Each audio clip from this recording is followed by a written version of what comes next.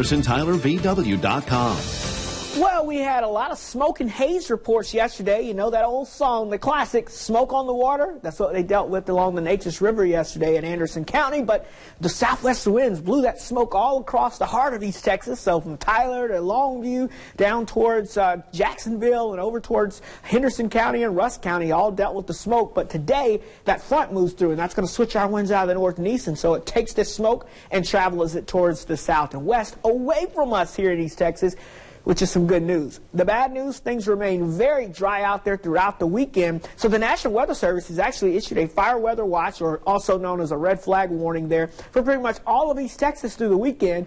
Thanks to those gusty north winds and humidity levels, 20-30% or less, that means that any fires that form across the area this weekend will spread rapidly across the region. So it's pretty much illegal to burn anywhere in East Texas, but even if it's not in your county, don't do it. Just like old Smokey says, remember, only you can prevent those forest fires. Hey, mainly clear skies, 50s and 60s out there this morning. There is a front that comes through today around midday, and it pushes through the area. So highs this afternoon only in the mid to upper 80s, but it will be very breezy and brisk behind this front, and that will usher in some cooler, drier weather, but also increase that fire danger. We're in the 70s at kickoff for those evening football games, dropping down into the 60s by the end of the game, so it will be cool. You'll need to grab a sweater or a long sleeve shirt for the end of the game, and we'll be into the 50s by tomorrow morning, but with plenty of sunshine, we'll climb, but only into the mid to upper 70s. Very nice out there. A great weekend and beginning of next week, but then rain chances increase mainly towards next Thursday, Friday,